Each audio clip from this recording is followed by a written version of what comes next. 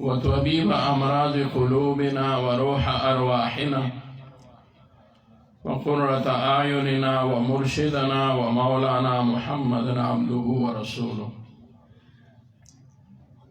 أرسله بالحق بشيرا ونذيرا وداعيا إلى الله بإذنه وسراجا منيرا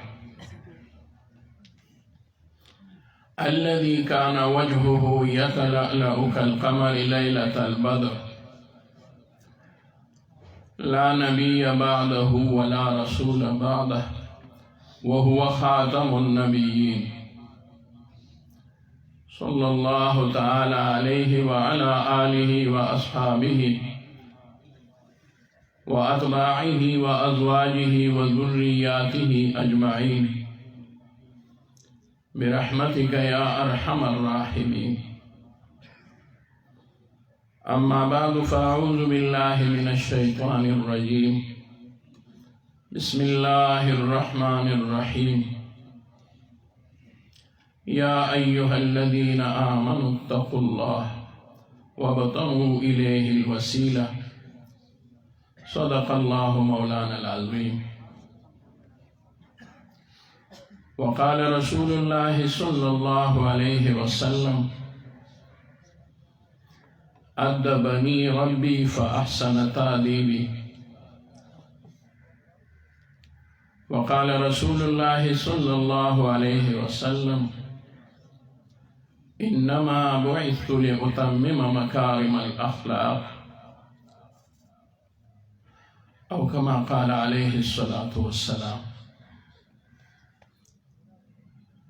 مولاي صل وسلم دائما أبدا على حبيبك خير الخلق كلهم هو الحبيب الذي ترجى شفاعته لكل هول من الأهوال مقتحم. جاءت لدعوته الأشجار ساجدة تمشي إليه على ساق بلا قدم. محمد سيد الكونين والثقلين والفريقين من عرب ومن عجم. ثم الرضا عن أبي بكر وعن عمر وعن علي وعن عثمان ذي الكرم والآل والصحب ثم التابعين لهم أهل التقى والنقى والحلم والكرم. أستغفر الله من قول بلا عمل لقد نصرت به نسلا لذي عكم.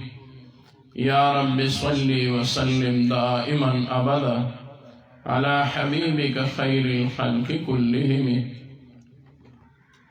رب اشرح لي صدري ويسر لي أمري واحلل عقدة من لساني يفقه قولي. رب أعوذ بك من همزات الشياطين وأعوذ بك رب أن يحضرون.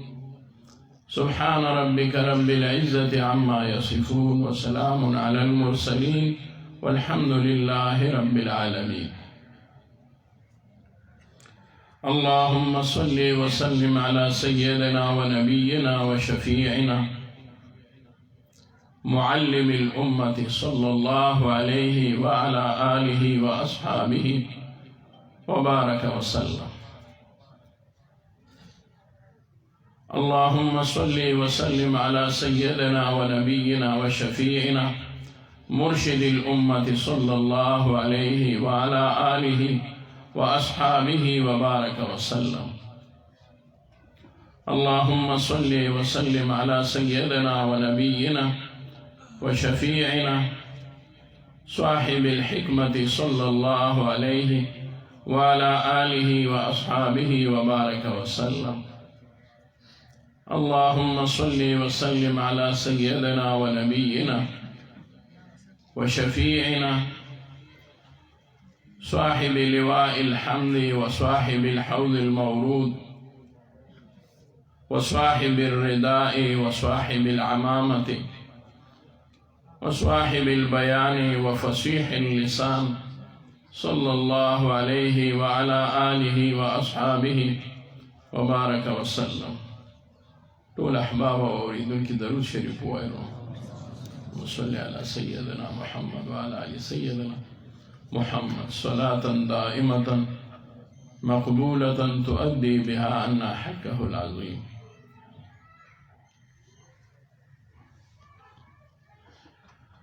قابل صد احترام علماء کرام، ډیرو ګرانو طالبانو او ډیرو خوږو درنو مشرانو، همزولو، ځوانانو او ظلمو، د دې اصلاحي او د دې روحاني او د دې خانقاهي اجتماع ابتدا وشو الحمدلله. وروسته به انشاءالله زموږ علماء کرام او مشران تشریف راوړي او هغوی به بیانونه فرمایي. زما دا خبرې یا دا بیان ورته ووایي، دا داسې ده لکه زموږ په مدارسو کې کله داسې وي چې یو استاد د څه وجې نه او د عذر نه قبل از وقت پیریډ ورکړي، نو هغه ګنټه یا د ټلی نه وړاندې به پیریډ اخلي. د پروګرام لا باقاعده آغاز په هغه صورت کې چې پروګرام شروع شي نو تلاوت وشو، خو لا به انشاءالله پروګرام شروع کېږي، بیا به بیانونه کېږي. زه به دومره ووایم چې الله دې وکړي چې دا اجتماع او دا مجلس او محفل دې تر اخره پورې الله تعالی په ډېر خیر او عافیت او په ډېرې ښې طریقې سره اخره پورې ورسوي. کومې خبرې چې پکې کېږي الله دې پرې ستاسو او د اورېدونکو او د راتلونکو خلکو د ټولو د زړه دنیا بدله کړي. دا خالص د روحاني اجتماع په نوم باندې د دې انعکاس شوی دی. ما وکتل او طالبان وړه زمونږ عالمان الحمدلله په دې خبره پوهېږي چې روحانیت څومره اهم شی دی او د هغې څومره زیات اهمیت دی او هغه په کومه مرتبه کې دی. تر ډېره وخته ورته بعضې خلکو یو مباح عمل وي، طالبانو نوم ته وایم، بیا یې لږه خوږه کړه وي نه خیر د مستحب شو. بیا چې زمونږ اکابرو کله دا شی محسوس کړو چې بعضې خلک هغه د دې څیز نه اعراض کوي او دا وایي چې دا عبثې خبرې دي، نو هغه یې وي دا خو لازم دی او ضروري دی. تر دې پورې طالبانو خپلو مشرانو او عوامو وروڼو سره به په خپله پښتو ژبه کې خبرې کوم تاسو ته چې د حضرت حکیم الامت مولانا اشرف علي تانوي رحمت الله علیه دور راغی، نو هغه وی چې نه، تصوف، روحانیت، بیعت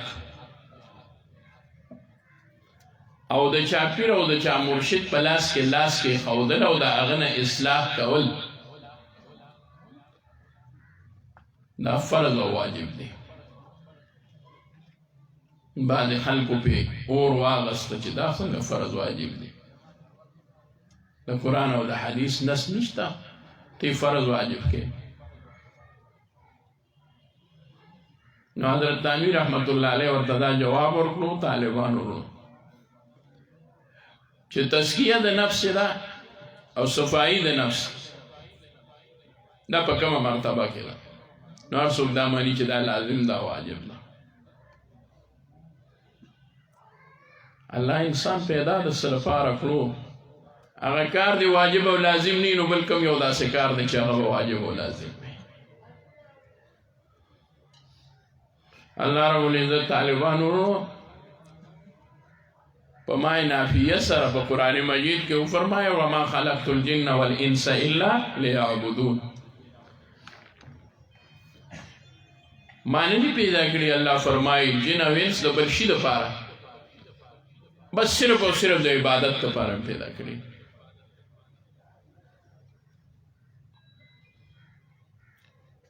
رئیس المفسرین حبر الامت او د نبی علیہ الصلوۃ والسلام د خوب تر زوی حضرت عبداللہ ابن عباس رضی اللہ تعالی عنہما فرمائے کہ اللہ فرمائے وما خلقت الجن والانس الا لیعبدون نو هغه معنا کوي اے لیعرفون د پاره د دین چې الله رب العزت فرمایل چې دای ما وپیژني او زما عبادت صحیح طریقې سره دا صرف د بندګۍ لپاره پیدا کړی دی. الله اکبر. جن او انس الله صرف د بندګۍ لپاره پیدا کړی. که څوک وایي چې ولې ته په موږ باندې کار روزګار او معاش باندې موږ وایو هغه ضرورت دی، هغه خو انسان که څوک ورته ووایي او که نه نو هغه کوي. څوک چې وږی شي که نه نو څوک ولې استاد نه راغواړي چې دا استاد دې ورته ترغیب ورکړي چې څه وخوره که نه. هغه په خپله کله یو خوا ګوري کله بل خوا ګوري. هر څوک په دې پوهېږي چې وږی شي ډوډۍ به خوري. د هغې تعلیم ته څه ضرورت دی؟ هغه د انسان ضرورت دی. خو چې د مونځ وخت پرې راشي نو ده ته پته نه لګي چې ما له مونځ کول پکار دی. دنیاوي لحاظ سره تاسو وګورئ کوم شي کې چې مونږ ته پیدا ښکاري هغه څنګه وي، چې کومه کې راته ظاهر کې پیدا په نظر نه راځي هغه څنګه وي. زه د چا عوام نه، مونږ خپله کمزوري یو ټول. خو ته ځه که نه د شپې 3 بجې یا 2:30 بجې څوک پاسه ورته وایي پاسه راځه چې مونځ وکړو. اول ته وایي چې خدای باندې څه کوې، ما له خوب راځي، دا لمونځ وخت نه دی، بانګ به ووایي بیا به پاسم. خو چې دکه وخت کې ټکټ اوکې شوی د جیاز یقینو که ته ورته نه وایي هغه به درنګ په درنګ باندې ګوري، ټوله شپه خوبونه کوي ایرپورټ ته چې په ټایم ورسم. دا ولې هغې ته ځي؟ زه دا نه وایم چې ولې ځي، مطلب مې دا دی دا هلته چې ځي څه ورته ښکاري. تصوف د دې نوم دی چې څه تا ته نه ښکاري چې دا مشایخ یې درته وښایي چې ګورې په دې کې د هغې نه سیوا ګټه ده. الله ته چې د کوم کار دپاره پیدا کړی هغه دغه نه دی الا لیعبدون. ته د عبادت دپاره پیدا کړی، ته د خپل معرفت دپاره پیدا کړی.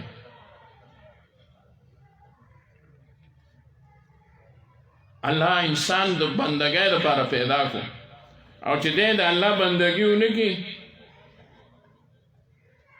او د الله رب العزت معرفت حاصل نه کړي او د الله د توحید عقیده نه لري، قرآن مجید کې الله رب العزت فرمایي د انسان نه دی. اولئک کالانعام بل هم اضل. د هغو د چارپایانو نه هم سیوا بیکاره دی، د هغې نه هم لاندې. او الله د دې نه وړاندې فرمایي وایي سترګې شته، که تاسو وایي چې سترګې دي د انسان دي، غوږ دي غوږ د انسان دی، مازغې شته که پرای شته. الله فرمایي وایي هر څه شته خو خپل خپل کار نه پېژني. یا ساتیرونو الله رب العزت انسان له وجود کې چې کوم عضو ورکړی د هغې د یو کار دپاره ورکړی ده. لاس د خپو کار نشي کولی، خپې د لاسو کار نشي کولی، مازغه د ژبې کار نشي کولی، ژبه د مازغو کار نشي کولی. دغه شان غوږ واخله، سترګې واخله. الله په انسان کې یو عضو پیدا کړه او هغه په سینه د انسان کې پیدا کړه او هغې ته الله رب العزت مرکزي حیثیت ورکړو، هم د ډاکټر په نسبت باندې، هم د حکیم په نسبت باندې، هم د عالم په نسبت باندې، هم د امي په نسبت باندې، هم د ملا په نسبت باندې، هم د زمیندار په نسبت باندې. هر څوک هغه اهم ګڼي چې هغه زړه دی. اطباء، حکما، ډاکټران ورته ټول رئیس الاعضاء وایي، ډاکټران ورته نن په انګریزي ژبه کې کنګ اف باډي وایي. د دواړو جهانو سردار محبوب رسول الله مبارک ټول وایي صلی الله علیه وسلم. هم د دغه زړه باره کې فرمایي، د ده اهمیت واضحه کوي او محبوب صلی الله علیه وسلم فرمایي لأن فی الجسد لمضغة اذا فسدت فسد الجسد كله واذا صلحت صلح الجسد كله، او کما قال علیه الصلاة والسلام. په وجود د انسان کې یو ټوکړه ده، اذا صلحت صلح الجسد كله، چې دا برابر شو ټول وجود برابر شو، واذا فسدت فسد الجسد كله، خو ګوره که دا خراب شو ټول وجود خراب شو. الا وهي القلب، محبوب فرمایل هغه زړه دی. معلومه شوه د انسان د ټولو نه اهم په وجود کې هغه زړه دی. خو زړه رونو الله د څه لپاره پیدا کړی دی؟ غوږې د اورېدو دپاره، سترګې د لیدو دپاره، ماغې د فکر کولو دپاره، لاس د نیوو دپاره، خپې د ګرځېدو دپاره. او الله رب العزت دا زړه د انسان دی د هیڅ شي دپاره نه دی پکړی، دی خپل معرفت دپاره پیدا کړی دی، صرف د خپلو پېژندو دپاره پیدا کړی دی چې ما پې وپېژنئ. الله اکبر. دا د هغه چا نه تپوس وکئ چې د هغوی د زړه بدلون راغلی وي، هغوی له الله تعالی په زندګۍ کې تبدیلي راوستې وي، هغوی ته د حقیقت هغه مناظر مخې ته راغلی وي، د هغوی مشاهده کې هغه څه راغلی وي چې په هغې باندې هغوی الله پېژندلی وي. که دا د صحابو تاریخ راواخلې د هغوی نه تپوس وکړه. الله اکبر. د انسان ژوند بدل شي.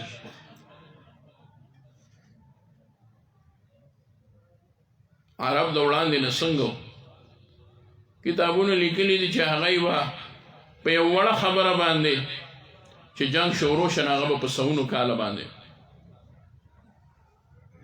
یو ځل د یو زمیندار بابا پټي ته د هغه په خوا کې د یو ګاونډي د چرګې یو وړوکی غوندې چرګوړی بچی هغه د هغه پټي ته لاړو او زمیندار په دې خفه کېږي چې د هغه فصل د چرګان یا بیزې یا څاروي وکړي.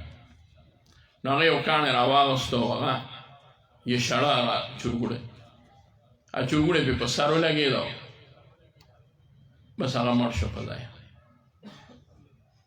ګاونډي ته چې پته ولګېده چې زما چرګوړی ته وویشت په ګټه باندې مړ کړو.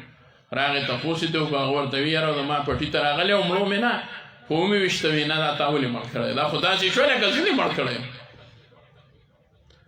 دا خو تا زما په مال باندې حمله وکړه، د دواړو جنګ شو، یو لګېده دغه بل یې مړ کړو، د هغه بچي رالل دغه قاتل یې مړ کړو. یو بل پسې به نسلونه بدلېدل او چې پلار به کله خپلو زامنو ته وصیت کول نو دا مې درته وصیت دی چې په دی کې به کسان مړوئ، ځکه دی زمونږ نیکان مړه کړي دي پلاران. شپږ شلې کاله په دې یو چرګوړي باندې په عربو کې جنګ شوی دی، شپږ شلې کاله.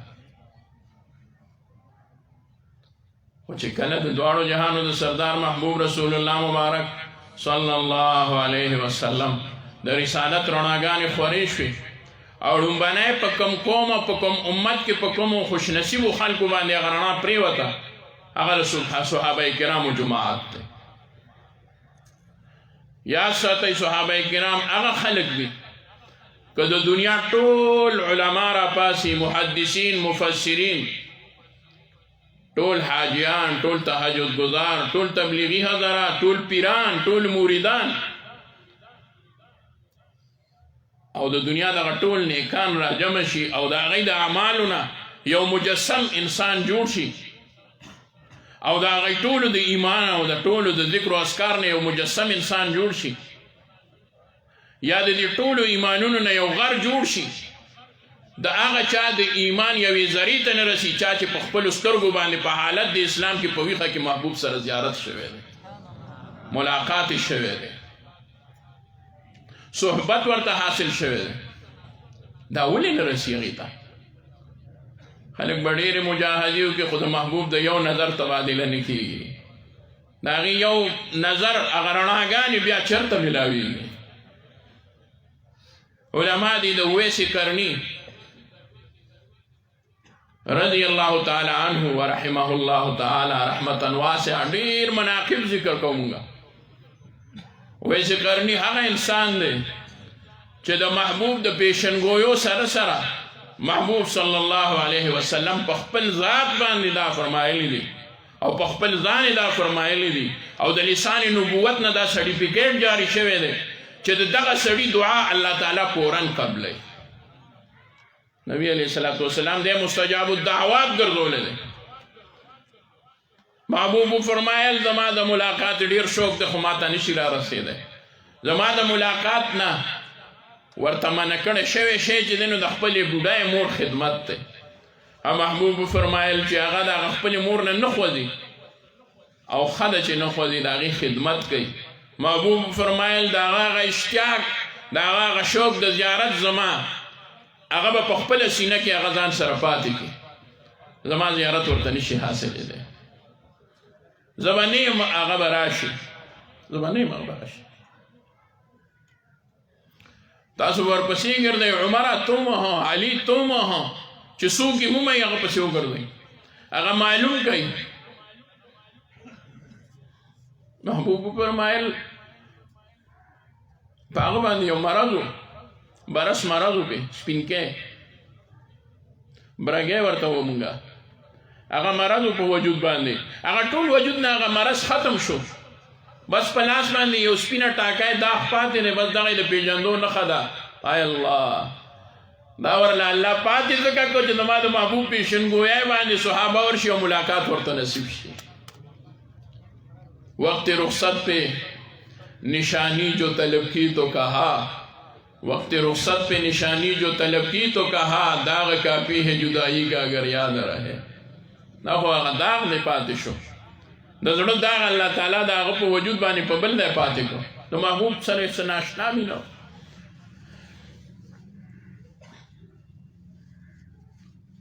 بهر حال بیا میلاو شو د عمر صاحب رضی الله تعالی عنه سره ډېر وخت پس یې دی باندې اقرار وکړه چې او زه یم اویس دا خبره مې دې پورې وکړه مناقب یې د چا سره برابر نه دي خو علما ورپسې اخیره کې ووایي د محبوب د زیارت او صحبت نه پاتې شوی دی او د مور خدمت پاتې کړی دی نو یو عالم په دنیا کې داسې نشته چې دا یاره خیر دی که پاتې شوی هم دی نو دومره لوی مناقب دي محبوب یې ډېر صفت کړی د صحابو په جماعت کې شمیر کوي هېڅوک یې نه شمیر کوي وجه څه ده د صحابو جماعت هغه جماعت ته ما په کتاب کې کتلی دي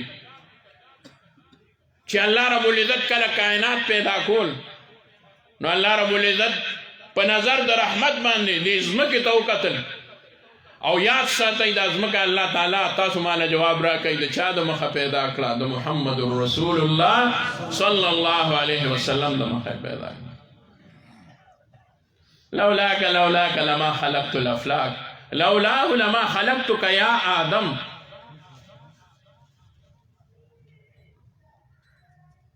نو الله رب العزت چې کله کائناتو ته وکتل نو انبیاء به پکې پیدا کوي اولیاء به پکې پیدا کوي صحابه کرام به پکې پیدا کوي تابعین به پیدا کوي تهجد گزار به پیدا کوي محدثین مفسرین به پیدا کوي د الله د وحدانیت د ناره لګونکي به پیدا کوي د محبوب د عشق نه ډکې سینې به پیدا کوي خو د ټولو نه سیوا الله رب العزت د دې دنیا دپاره باعث تخلیق کائنات د دواړو جهانو سردار د مدینی جانان محمد رسول الله صلی الله علیه وسلم وګرځولو نو د هغه دپاره ملګري ګوري چېرې هغه خو به ډېر لوی صفاتو والا انسان دی خو چې ملګري والا څوک دي وایي چې الله رب العزت کله په کائناتو باندې نظر واچو او وی چې په دې کې د ماته د محبوب هغه مخلصین ملګري ظاهر شي نو وایي الله رب العزت ته په دې کائناتو کې د صحابه وجودونه او جسمونه د الله په رحم او په رحمت باندې او د الله په توجهاتو باندې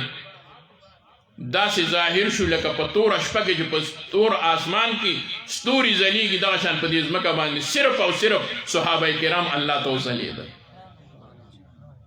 نه زه ځلیدلی یم نه بل ځلیدلی نه بل ځلیدلی دی ما تاسو یو لوی علما نه دي ځلیدلي اولیاء الله نه دي ځلیدلي وجه دا چې محبوب سره د چا ملاقات کېږي الله رب العزت هغوی په مخ د ځمکه وځلول دا یو خاص جماعت دی خو یاد ساتئ وروڼو بس خبره مختصر کوم دغه خلکو ته څه حاصلو په مدرسه کې سبق نه دی ویلی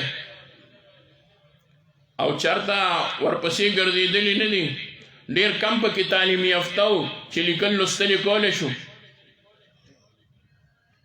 د ډېر کم وخت حاملینو نبي علیه السلام سره ډېر لږ وخت تیر شوی دی د درویشتو کالو په دعوت او تبلیغ د نبي علیه السلام بعد رسالت په هغې کې ورسره هم دکه ملاقاتونه شوي دي د چا 6 میاشتې، د چا 2 کاله، د چا 10 کاله، د چا 23 کاله، د چا 22 کاله، د چا 1 غنټه، د چا 10 منټه دوره ملاقاتونه یې ورسره شوي دي.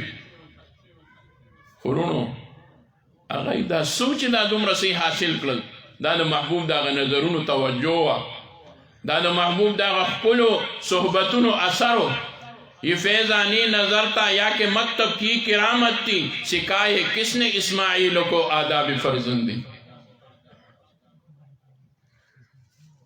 په یو ځل باندې الله تعالی اوچت کړل. کمې مرتبې ته یو رسول د اخلاص نه ډکې سینې وي، د محبت نه ډک زړونه، د نور نه ډکې سترګې وي، داسې تجلیاتو نه ډک تصدیو چې هغې له الله تعالی په دنیا کې د 1,40,000 صحابه کرام د نبی علیه الصلاۃ والسلام تیر شوي دي. او نن چې ما او تا په دې کلي کې ناست شو او دا علما دي او دوی موږ ته خبرې کوي، بیانونه کوي، موږ یې اورو، دا د هغه صحابهو د محنت او د هغوی د توجه او برکت دی. موږ ته کتاب نه دی راغلی چې چېرته یو کتاب چا راوړه په هغې کې لیکلو. موږ ته قرآن هم صحابو نه را رسېدلی دی، حدیث هم د صحابو په ذریعه را رسېدلی دی. نو زما د خبرې مقصد دا دی چې یا په یو چورګوړي باندې 6 کاله جنګ کولو او یا ورته الله تعالی دومره په ژوند کې انقلاب ورکړو چې یو صحابي دی، جلیل القدر صحابي دی، صاحب سر رسول الله صلی الله علیه وسلم دی. نبی علیہ الصلوۃ والسلام به دته د راز خبرې کولې. حضرت حذیفه بن یمان رضی الله تعالی عنهما هغه صحابي دی چې په ټولو صحابو کې دته د نبی علیه الصلوۃ والسلام خاص خبرې هغه ورسره محفوظ وي. هغه صحابي دی چې نبی علیه السلام ورته د منافقانو نومونه ښودلي او ورته ویلي ظاهرو ایمان. هغه صحابي دی چې امیر المؤمنین عمر فاروق رضی الله تعالی عنه به په جنازه کې هغه کتو چې په جنازه کې حذیفه شته او که نشته، که وبه خو جنازه به یې وکړه، که به نه ونوي تپوس وکړئ چې حذیفه هسې نه دی راغلی، که په څه وجه چا به ورته ووایي نه و نه دی راغلی، روغ غوندې به رستو شوي، پته نه لګي دا به د منافق جنازه وي ځکه هغه نه دی راغلی. داسې صحابي و چې عمر فاروق ورته مینت کوي د الله دپاره، درته دا نه وامه چې د محبوب راز ظاهر که ماته د منافقانو نومونه او خیر سر دې وخوري هغه منافقان، خو ته پکې وګوره چې عمر پکې شته او که دوره خو ووایه خیر ده که. نو حذیفه بن یمان رضی الله تعالی عنهما پلار والد محترم لوی جلیل القدر صحابي دی. د احد په میدان کې جنگ شروع دی، ملګیا دي مسلمانان د کافرانو سره مخامخ کیږي. په دغه دوران کې څه معمولي غوندې اجتهادي خطا وشوه او هغه لښکر ته چا ووایي چې جنګ وګټلی شو د مسلمانانو، دکه لښکر ښکته راکوز شو او چې راکوز شو په هغې کې خالد بن ولید هغه وخت په حالت د اسلام کې نو. هغه چې وکتل نو هغه خو داسې یو سپایي و چې هغه په دې نظر و نو هغه وکتل او د وروستو غاړې راغی او مسلمانانو کې بیا ډېر لوی نقصان وشو. په دغه دوران کې چا مشهوره کړه د نبی علیه الصلاۃ والسلام په مشابهت سره یو صحابي باندې چا دا ګمان وکړه چې ګنې نبی علیه السلام نصیبې دشمنا شهید شو. زه واقعه ډېره تفصیلي بیانوم، نه صرف مقصد پکې بیانوم. په دغه ځای کې د نبی علیه الصلاۃ والسلام د چې دی نو هغه یې د طرف نه دی او وی نه پېژنده چې دا یمان دی. نو یو پې ګزار وکړو چې بل پې ګزار کولو نو حذیفه صاحب وکتل و دا خو زما پلار دی. حادثاتو هر څوک وساتي خو یو خبره ته کوم، په دغه وخت کې د حوصلې خبره د هېچا هم د خولې نه نه خېږي. نو یاد ساتئ چې څنګه دا واقعه وشوه او مسلمانانو کته وکتل او د حذیفه صاحب پلار یې وکتو، اوهو دا مو څه وکړه، دا خو خپل ملګری مونږ وژلی دی. او حذیفه صاحب په دې پوه شو چې زما پلار شهید شو. نو په دغه وخت کې یو خبره د هغه دپاره جایز هم کېدی شوه، بلکې هېچا به پې بد نه ویلي. نبی علیه السلام به هم هغه ته وی چې او تا ته درد رسېدلی دی. نو دا یې ویلی شو چې دا مو څه وکړل، دا ولې مو زما پلار مړ کړو، زه درنه خفه شوم، مرور شوم. خو قربان د دواړو جهانو د سردار محبوب رسول الله مبارک د صحبتونو اثر ته وګوره. حذیفه سے بیا ول خپل پلار ته وکتل، بیا یې هغه قاتلانو ته وکتل چې هغوی په ناخطا باندې او په خطایۍ باندې لګیا دي. د نبي علیه الصلاة والسلام صحابي وجلی دی، پوه نه و، خطا وه، غلطي وه، قصدن یې نه دي کړي، ارادتن یې نه دي کړي چې ګینې دا موږ مسلمان وژنو. خو حذیفه صاحب ورته څه وایي؟ الله تعالی دې تاسو ته بخښنه وکړي زما د پلار په وجلو باندې، الله مو وبخه، بس الله دې تاسو معاف کړي. علما فرمایي وایي دا څو چې په یو چوګوړي باندې به شپږ شلې کاله جنګ کولو او بیا چې د یو وخت پرې راغی نو د پلار قاتلان هغه په یو خبره باندې یوازې معاف کوي نه، بخښنې دعا ورله هم کوي. نو دا څو دا صحبت اثر و. رونو بس دا مې درته یو مختصر نقشه پیش کړه. د انسان کې هم تبدیلي دکه راځي، دغه تبدیلي راځي. په څه سره راځي؟ په صحبت د علماو، اولیاء الله، په بیعت، په دعوت او تبلیغ. په دې سره د انسان اصلاح کېږي. ټولې طبقې او جماعتونه صحیح دي. څوک چې کوم کار کولی شي، صحیح مسلک د علماء دیوبند زیر سایه څومره جماعتونه چې دي هغه ټیک دي. که هغه دعوت و تبلیغ دی، که هغه د تصوف روحانیت او خانقاهي نظام دی، که هغه زمونږ د علماو د مدارسو دا لوی الحمدلله میشن او کار دی. دې سره که اسلامي سیاست دی، په خپل خپل ځای د هر یو شي اهمیت دی. خورونو دا به هله کامل کېږي چې اول خپله اصلاح وشي. د هر څه نه وړاندې خپله اصلاح ده او خپله اصلاح انتهایي ضروري ده. او خپل اصلاح سره د انسان هغه ته هر څه معلوم شي، هغه هر څه وپېژني. یو صاحب ووایي چې زه به تلم راتلم، نو بیا رانه چا تپوس وکړي چې دا څه ځای راځئ، دا هلته ته څه کوې؟ ویې ما ورته وایي چې مولوي صاحب یو خبره راته وکړم. څه وایه؟ ما وایي چې ولې؟ وی ما وی چې زما دې قسم یول به ما تا ته صرف خپل امام صاحب وي او نوم دې راله نه راته چې ستا نوم څه دی. اکثر مقتدیان له د خپلو امامانو صاحبانو نوم نه وروي. او ما به نه د هغه هم غرض کو چې ته څوک یې، نه راته ستا قدر او منزلت معلوم و. ما ته په خانقاه کې په دعوت و تبلیغ کې ستا قدر او منزلت معلوم شو. ما ته دا پته ولګېده چې دا د دواړو جهانو د سردار او د انبیاو علیهم السلام وارث دی او دا د هغه په مسله ولاړ دی. ما ته دا چا وښول؟ ما ته دا خپلو مشرانو وښول. انتهایی اهم شی دی. ما درته حضرت تانوي رحمت الله علیه وی، نو حضرت فرمایل چې تزکیه د نفس دا په انسان فرض او واجب ده، لازم ده. او د هغې دپاره بیعت چې دی نو دا انتهایی بنیادي شی دی. بغیر د بیعت نه د هېچا اصلاح نه کېږي. د امام اعظم ابو حنیفه رحمت الله علیه، د امام شافعي، د امام احمد بن حنبل، د امام مالک رحمهم الله، دا هغه ټولو اصلاح الله تعالی د چا په وجه کړې ده. معلومه شوه چې هغوی بغیر د چا نه دوی مرتبې ته نه دي رسېدلي. نن د نن زمانې څوک هم دغه مرتبې ته نشي رسېدی. کتب تو لفظ ہی سکھاتے ہیں، طالبانوں کتب تو لفظ ہی سکھاتے ہیں، آدمی آدمی بناتے ہیں. کتاب بدر د صرف الفاظ خی. انسان د چا انسان د وجه الله تعالی انسان جوړ کی. نن وګورئ دلته کې نه به تاسو وایي، نه به زه راغلی وم، نه به په دې میدان کې دا ناسته وه. دی هم د چا په صحبتونو کې ناسته کړې ده، دی هم د چا نه څه زده کړي وو. نو دلته کې راغلل او ستاسو دپاره هم دا فکر راوړی دی. الله دې د اصلاح دا فکر په ټول امت کې عام کړي. او دا دومره عام کول غواړي څومره چې کېدی شي درنه. د دې دومره لوی اهمیت دی، ډېر لوی ضرورت دی. چاته یې ضرورت دی؟ ما ته څوک ووایي د دې دا بیعت چاله پکار دی؟ ما ته راته ووایي چاله نه دی پکار. نو زه به درته ووایم چې زمونږ استادانو د استادانو دا شی کړی دی. نو بل داسې څوک دي چې هغه وایي چې د دې ضرورت نشته.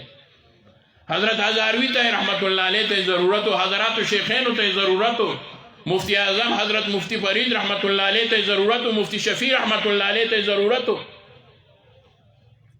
شیخ الحدیث مولانا زکریا رحمت الله علیه ته ضرورت و. او ما تا ته ضرورت نشته، ما تا ته ضرورت نشته.